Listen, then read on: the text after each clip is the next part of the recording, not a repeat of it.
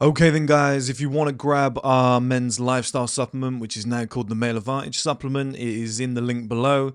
Over 20,000 units sold, it's our best selling product. It is free shipping worldwide, and if you subscribe monthly, you get a 10% discount. If you want to sign up to our stream platform, the link is below. This is higher level content. We're going to be adding to this over the next 5-10 years. And if you want our course, which is on life setup, framing, marathon mindset, body language, attracting women, a lot of the things that I can't talk about on YouTube, I can go a lot deeper, I can be a lot more personal. That link is also below. It's $69.99, or you can do 5 payments of £14 over 5 months. Now, straight into the video, guys. Okay then guys, welcome back to another video, and I don't have to do the intro anymore because I pre-recorded one. It's the best feeling ever. You might be wondering, why is Chris sat there in a tank top? We've been working on a new idea called 1M House that I'm going to be revealing to you guys very, very soon. We've kept it in a closed group to begin with, but we're going to be telling you guys very, very soon, maybe just over a week's time.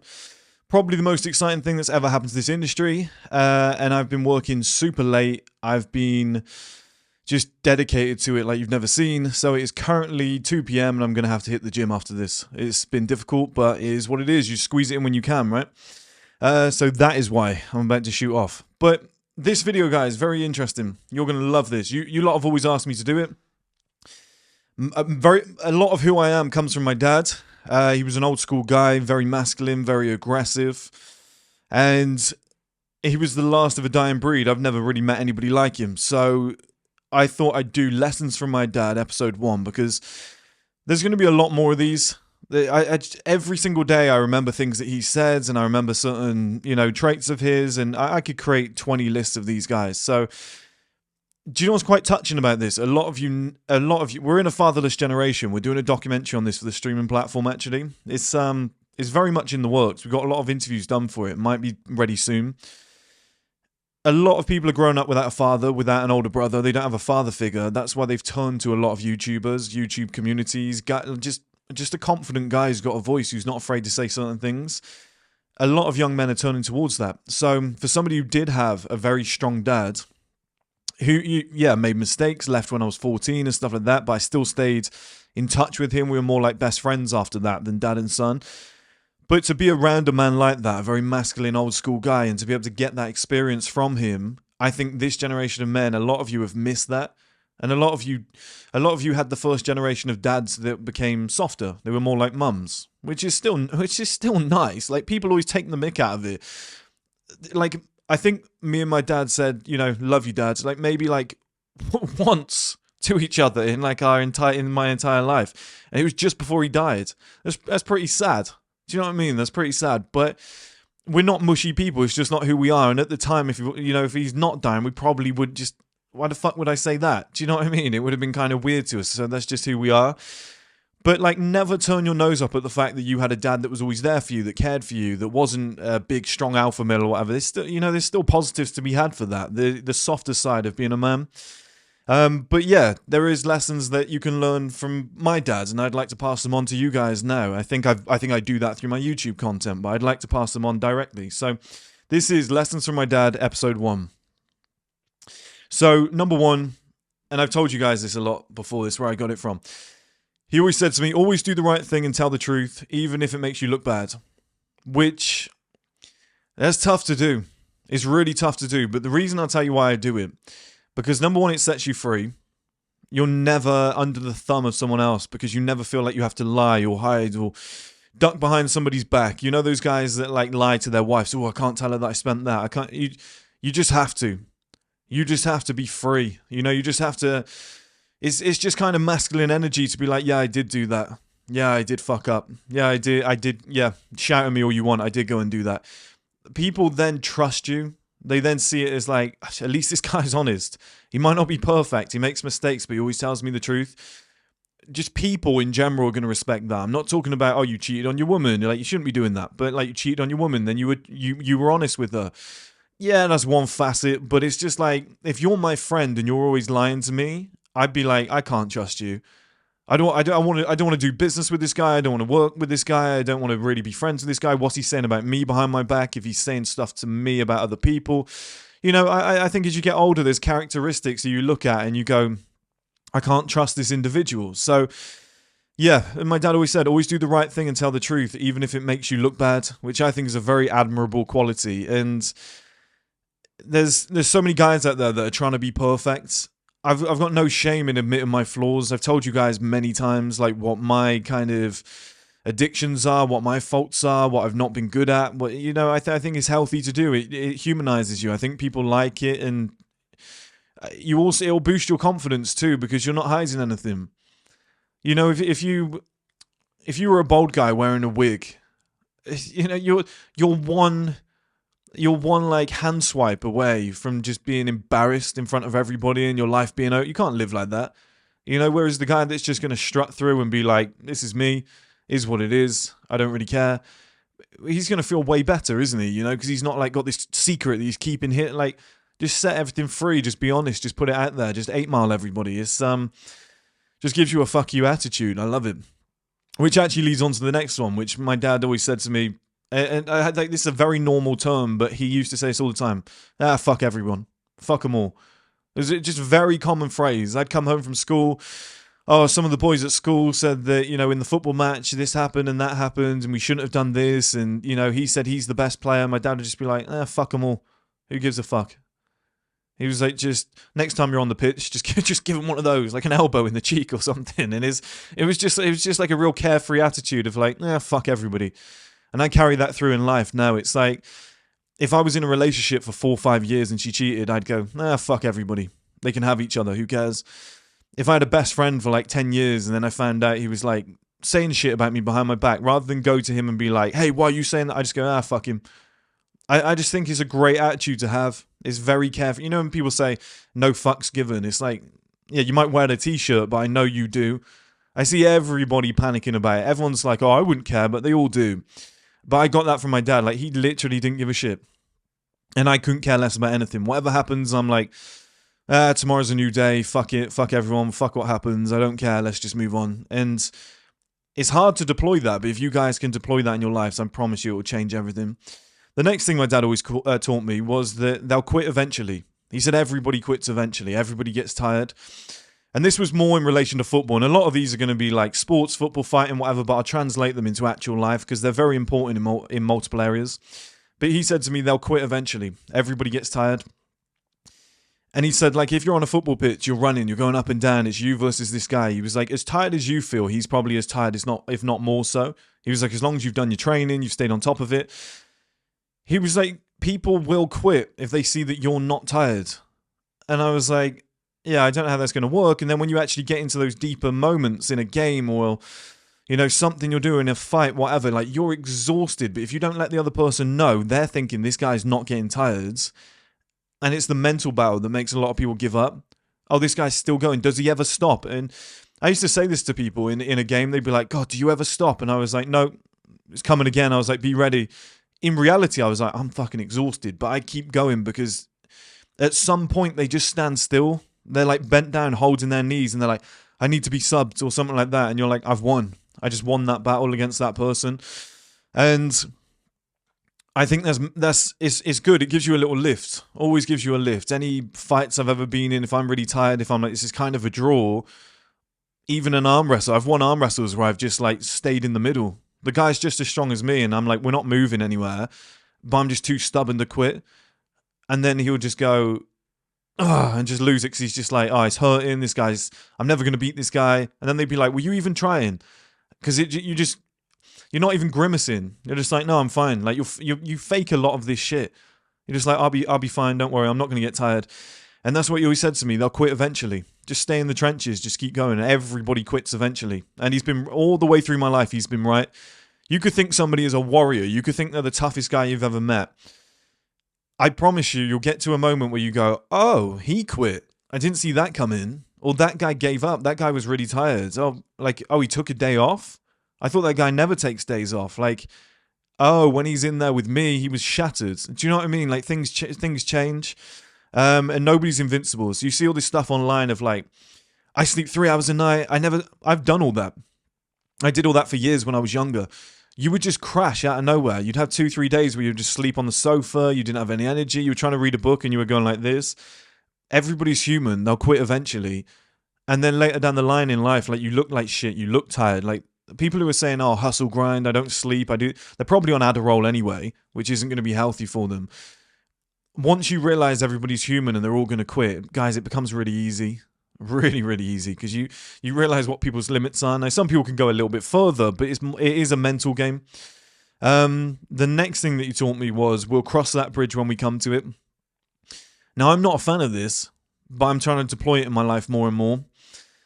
When I was younger, especially in my early teens and my late teens and early 20s, and even up to a few years ago, I was Mr. Contingency Plan. I would always have a plan for everything. If this happens, if that happens, we'll do this, we'll do this. I was going to Paris recently, and on the drive, I was like, okay, so if there's loads of traffic, what we'll do is we'll go here, we'll get the train, because we were in a taxi. I was like, we'll get the train, we'll go straight through. That'll save us about 30 minutes. The girl I was with was just like, it won't happen. She was like, it'll be fine. Like, don't worry. Like, there won't be any traffic. Don't think it into existence. Now, that's very much like a female approach. It's more spiritual, emotional. As a man, I'm very logical and practical. But my dad always had this approach of like, we'll cross that bridge when we come to it. Now, that led to a few errors. I'll be honest. That led to a few errors where I think he should have thought about things and worried about them a lot sooner. But it gave him one hell of a life. And to be able to have that ability to be like, it hasn't happened yet, why am I panicking? It was so refreshing to watch him.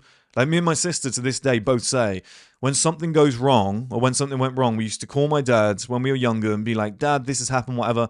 And he'd be like, it's not that bad. Think about it, we'll cross that bridge when we come to it. Like, chin up, get on with it. And you'd be like, oh yeah, it's not actually that bad.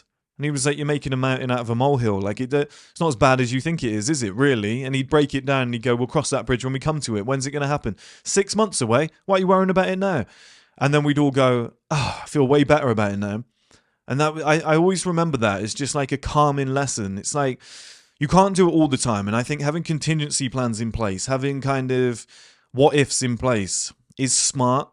But constantly sitting there and panicking and being like, oh, what if I get to 30 years old and I'm still single? What if I just live your life? You know, when you translate it into a life sense, you're like, yeah, we are panicking over nothing.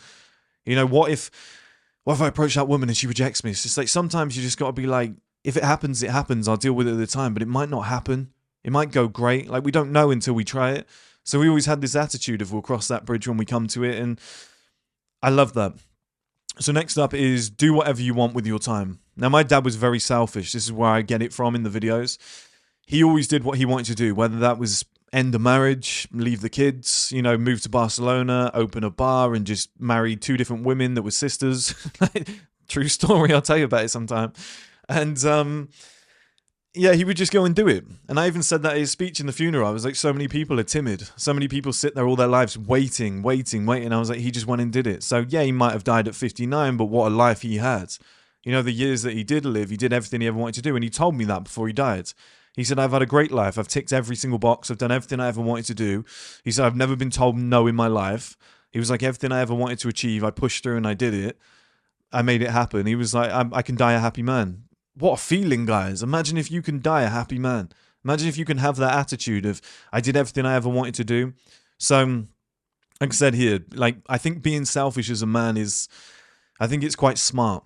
Can you do it forever? No, I think you have to look after your family and whatever, and you have to compromise. But I think early on, being selfish, making decisions for you, you know, focusing on yourself, I think it's massively important. My dad did it, and he was always happy. Yeah, did he upset people along the way? Yeah, did he, it was like a tornado going through at times? Yeah, but, he had a good life. So there's something to be said for that. I think a balance would be better, but there's something to be said for that.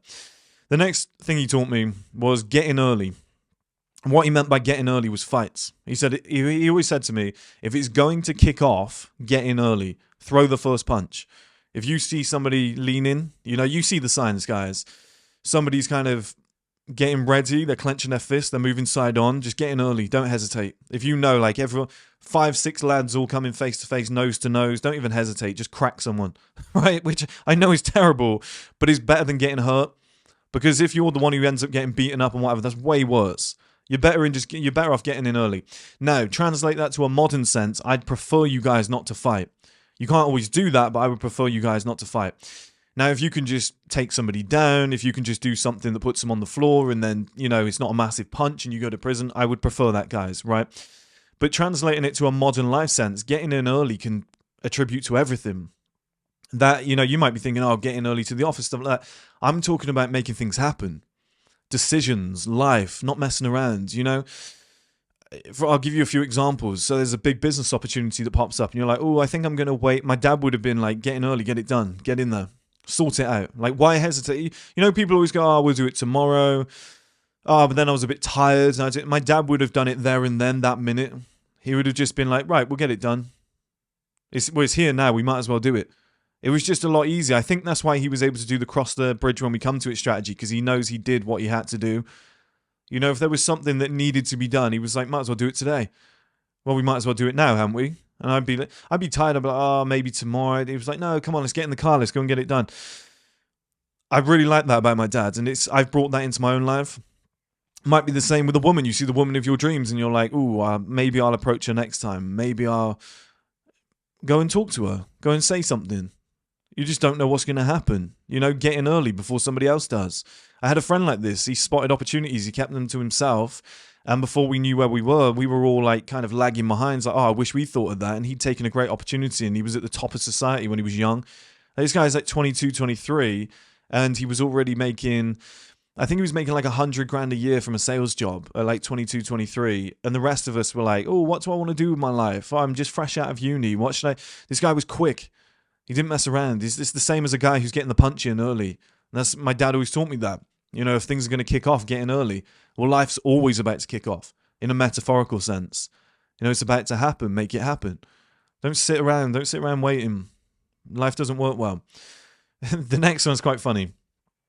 And I always say, I said on this channel recently, I'm not going to talk about women, but when it comes from my dad, it's fine because it's just like, it's his words, right? But he said to me, he always taught me, always meet the mother first. So he was like, if you find a woman, she's beautiful. He was like, meet the mother. He was like, look, I'm bold, you're probably going to be bold. He was right. He was like, when it comes to women, he was like, at the time, when he first told me this, he was in his 40s. And he said to me, any beautiful young girl, woman, when he was like, 16, 17, 18, in his 20s, before he met my mum, he was like, any of them that I met when I was younger, he was like, they all ended up looking identical to their mums later in life. And he was like, so meet the mum so you know what you're going to end up with. And it's very simple, but it does usually check out quite accurately. And I remember there was a girl that I was dating when I was 21. She was about 19. And I'm telling you, this girl was like a straight 9 out of 10. She was unbelievable. She showed me pictures of her mum when she was younger, and her mum looked exactly the same. Her mum was so hot. I was like, oh my God, she's unbelievable. I met her mum and I thought, she doesn't look anything like the photos. I thought your mum was going to be like a MILF. I was like, that's crazy. I didn't say this, but I was like, that's going to be your future. Now, this girl today looks very much like her mum. And do you know where it comes from? Obviously, it comes from genetics, and you could be predisposed to like gaining weight, but it's also habits.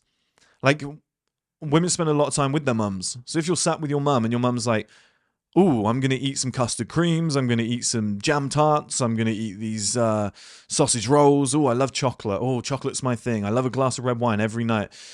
She's probably going to gain weight, she's probably got certain habits, oh, gym, no, I don't really do the gym. Do you know what I mean? Like, you don't want a woman like that. Whereas if her mum's like, oh, I go to the gym often, I like to stay in shape, I always eat clean, like, she's probably going to pass on those habits. Instead of watching a film at night, like we go for a walk, it does translate over. It's what you grew up with. It's what you grew up around. You're looking at your mum and you're like, I could achieve that. There's obviously, genetics on top of that too. But you always taught me. You always said, meet the mum first before you settle down with a woman, because you never know. And it sounds kind of bad, but he's actually right. It's always checked out in my life. The next thing he taught me was no point in fucking crying about it, mate. So anytime I was young and you'd be down or you'd be crying or whatever, and he'd be like, well, there's no point crying, is there? What's crying ever going to solve? He was like, get up, get on with it, get it sorted. He was like, you sit there crying, whinging, whining. He was like, it's going to get worse, isn't it? Nothing's going to be sorted. He was a tough love dad, but it's true to this day. I've had moments on, like, you guys will realize if you've already moved out on your own, when you move out, you will have moments where you almost like, it's your default mode to call somebody. Something goes wrong. It was like the first year I moved out. Like the first 10 times something went wrong, I always wanted to pick up the phone and like call my mum or call my dad's. And I didn't necessarily want them to fix it. I just kind of wanted to complain. I almost wanted to be like, oh, you never guess what happened to me. This is shit. I wanted to vent. It's a very childish and feminine thing to do. There was one day where I realized, I went to pick up the phone and I was like, they don't need to know, do they? You're a grown man. You're in your early 20s. I was like, just fix it. Just sort it. I was like, nobody needs to know. You can tell them after the fact. And then I'd be like, well, I had this happen. Oh, no, like, are you okay? And I was like, yeah, I fixed it. Don't worry. It was sorted. That gave me a certain level of power where I was like, I don't need my mum and dad anymore. And this is the great thing about fathers, is my dad taught me that. When I became a man myself, I learnt that. And then I was able to stand on my own 2 feet. So when he did die at 59, I'm okay. I can handle this. I don't need you. I'd like to have you around, but I don't need you anymore. It's almost the passing of the guard. I really like that one, actually. If somebody hits you, hit them back. Now, that's obvious, right? We always had that at school. Teacher would call my parents in. Chris hit someone, and they'd go, well, he wouldn't just hit somebody for no reason. Did that kid hit him first? Yeah, he did, but that's not the point, Mr. and Mrs. Sturmey. And they'd be like, I think we're done here. And they were like, oh, do you encourage violence? And they were like, if somebody hits our son or daughter, we'd tell them to hit them back. Yeah, we do. So it's not a problem. You know, it's fine. Like, we teach them to deal with their problems. They would always do that for me. And I think that goes into life. Now, it definitely goes for fighting and whatever. And like, if somebody hits you, hit them back, guys. Don't hesitate. Even if they're double your size, fuck it. You just got to do it. You can't, because it stays in your mind. It plants seeds. Sometimes you just got to grow some balls and just go for it. You can't be, somebody's boying you. You got to be like, hang on a minute. Do you want to stop? Like, I don't really like that, mate. Do you want to stop? Like, people do usually back down. You got to have a backbone in life. You got to speak up for yourself. People half the size of me have said it to different people. I've seen them do it. But you've got to do that in life. You've always got to stand up for yourself. You've always got to. You just can't be a pushover. Those people that are very just, oh, well, take that on the chin. Yeah, okay.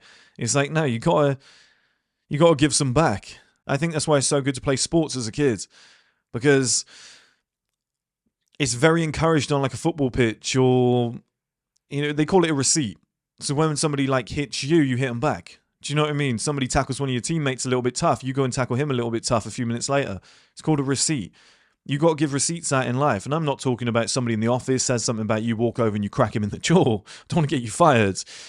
But I know top level business people, somebody fucked them over, they wait, it's like 5-10 years and then fuck that guy over. Now, should you live with that poison? No, but you can't be a pushover in life. Just bide your time. Don't let it bother you, but just bide your time. Just sit there, wait for an opportunity, and an opportunity will spring up and you can decide. I think it's very good to give receipts to people in life and be like, You just need the world to know they can't fuck with you. I think it was in Peaky Blinders with Tommy Shelby when he said, we can't apologise. He said, because when you apologise, it's like taking a brick out of your house. I don't know the exact quote, but he said then a brick after brick and eventually the whole fucking house falls down or something. That's the same thing. You got to give out receipts in life. You got to let people know they can't fuck around. They can't mess with you. Otherwise, you're going to get pushed around all your life. It's going to be the same in relationships. You got to put your foot down and say this is unacceptable. It's the same with, just day to day. I'm 6'2". I'm like 93 kilograms. There's still guys that try it on, and then you just act a little certain way, and they go, "Oh yeah, sorry, mate." Like they back down, they step off. They're like, "Oh, that's a problem." It happens to everybody. It doesn't matter who you are. You just have to stamp your authority, because that's a mental game. That's what you're playing there. People always test you. You're walking down the street with a beautiful woman and people always say stuff. Guys that know you, they're trying to slime their way in. They're trying to convince her and whatnot. You just got to stamp the authority now and then and just, make it apparent what's going to happen. So that in theory is if somebody hits you, hit them back. You just got to let them know.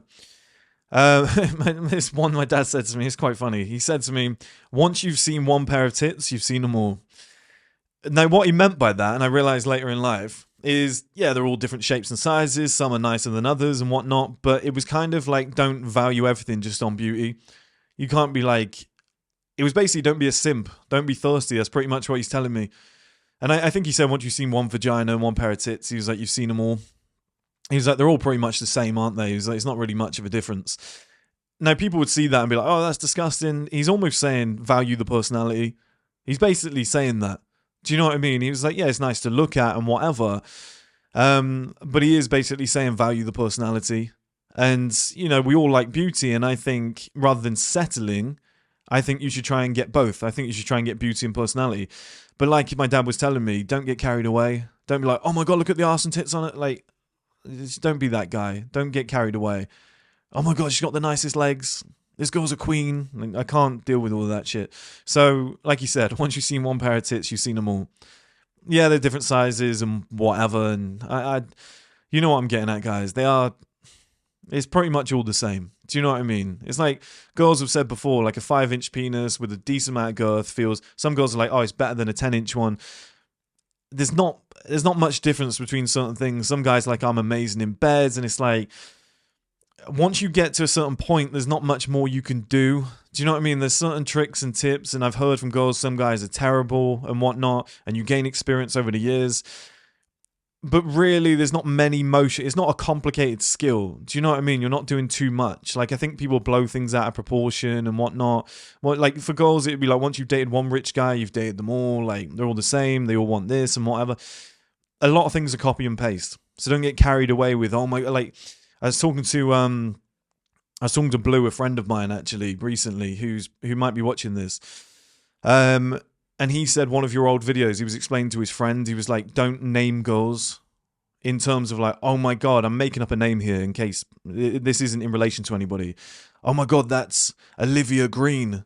Once you do that, you make it into a product, into a brand name, and it becomes something special, and you're like, I want it. Oh, there's only one. This is the first edition Olivia Green. Do you know? And it's just like, you can't do that. You just put things up on a pedestal. You just got to be like, yeah, so what? Yeah, but have you seen her body? It's just like, I've seen boobs before. It's like on New Year's Eve when people go, do you want to come and watch the fireworks? I've seen fireworks before. None of them are that different. Oh, they're doing a drone version. Well, I'll watch it. See, that's pretty cool. That is really good. Next year, do you want to come watch the drone? No, I saw it last year. And do you know what I mean? Once I've seen it, I'm not really that impressed. It doesn't really blow me away anymore. And that's what my dad was getting at. The last thing I want to tell you guys here is, that's quite a good video, 30 minutes. That's pretty even. He said, and this is probably the most important one to you guys, I hope this helps a lot of people today with depression, people who are feeling a little bit down. My dad used to say to me, get up, get out, and make the most of the day.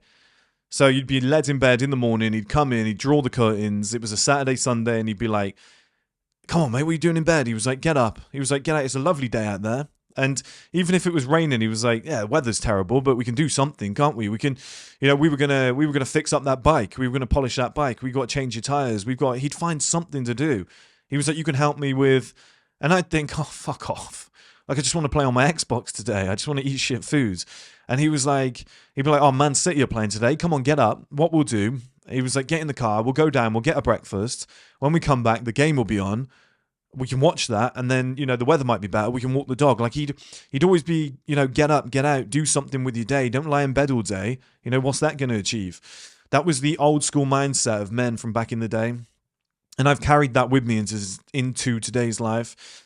If it's like you get up early in the morning, I'm not obviously doing this today, but you get up early in the morning and you go, right, I'm going to hit the gym. It's raining. I don't care. It might clear up later.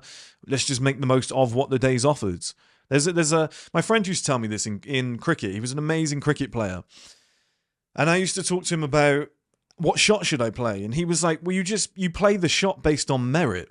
He was like, if somebody bowls and it's a poor ball, he was like, hit it for a 4 or a 6. He was like, they've set you up. Nice. He was like, if it's a really good ball, just block it. He was like, just defend it. Just knock it straight back. He was like, go, well done. Like, well done. That was a good ball. That's how you should play the day. You should wake up every day and go, okay, I feel absolutely terrible today. It's miserable. It's raining. It's not been a good financial day, or previously. You've had a tough one.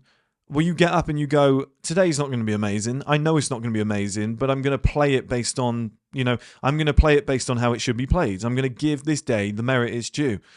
It's not going to be one of my best days. I'm not going to remember this. I'm not going to write it in my fucking diary for people to read in 200 years' time. But it's like, I'll do the standard stuff. I'll wake up. I'll have a shower. I'll go and do some food shopping. I'll go to the gym. it could be like a rainy Saturday or something. And you're like, let me just tick over. Let me just do the fundamentals. Let me do the basics. Let me go to work. And yeah, I'm not buzzing, but I'm just going to get done what I need to get done. I'm going to come home. I'm going to have an early night. Tomorrow's going to be a better day. You just kind of play the day based on merit. And then next day you wake up, you're in high spirits. Loads of things have gone well. The sun's shining and you're up early and you're like, oh, what a day. But that's an emotional way to live. You're going to be up, down, up, down, up, down. So that's why you just need to play everything based on merit. Because 2 days later you could be like, oh, I'm on a high, life's great. And then the next day everything goes wrong. Oh, I'm really low. You can't live like that as a grown man, as an adult man, that life controls you. So my dad always taught me just kind of get up. And my friend additionally taught me on top of that via cricket. You just play the day you just give the day the merit it's due. That was a bad day. You got me. You had me in the corner and you was throwing bombs, haymakers, uppercuts. You fucked me up. Well done. Good day. But I survived. I did what I had to do. Let's move on to tomorrow. Well done, day. You won that one. You won that round. But, I'm going to win at life. Because you're going to get good days and bad days. So you just wake up, you just play it based on merit. Oh, it's raining. Well, okay. It's probably not a good idea to go out and get soaked, but there's other things we can do. What can you do on a rainy day? Where I could, that thing that I've been trying to do for 3 weeks but I haven't had time, I'm going to do that today. Oh, what a productive day it ended up being. There's always something you can do. There's always a solution. There's always an outlet. Like when we were going to Paris the other day, I was like, if we miss it, we can... I was like, so if we're delayed in traffic, we can catch the train. They can drop us off at Reading. It'll be fine. We'll go straight through on the Elizabeth line. That'll be great. And then I was like, what if that doesn't happen and we go past and then we get stuck in traffic later? Okay, we'll get a later flight to Lyon and then we'll get a taxi all the way back across, or a train all the way back to Paris. We'll do it from like Brussels or something like that because it's a shorter distance. There's always an option. Do you know what I mean? There's always something you can do. You can even call the hotel, explain what's happened and push it back a day or something. Like, there's always a solution. Everything you're doing, there's always something that you can do. It's the same in business. It's the same in life. There's always something you can do as long as you're willing to do it. And you just play life based on merit. I saw something recently which was like, you're not trying to win at life. You're not trying to fight against life. Do you know what I mean? It's not trying to battle against it. You're just experiencing it. You're just going through and you're like, here's what I'd like to do. Let's see what the day brings. And sometimes you can't do. It's out of your control. And you just kind of, it's the old Bruce Lee quote, just be like water. You just kind of play the day based on the merit it's given. Good ball day. I better defend that one. But next time you give me an easy day, I'm knocking it out of the ballpark. I'm hitting a six. I'm hitting a home run. You set me up for that one. That was terrible from you, day. Like, you gave me sunshine. You allowed me to get up early naturally at 5 a.m. Oh, I'm going to smash this day. Do you know what I mean? Like, sometimes you're just in good spirits. Everything's gone well. And other days, everything gets torn to pieces. You just play it based on merit. But that was Lessons from My Dad, episode 1.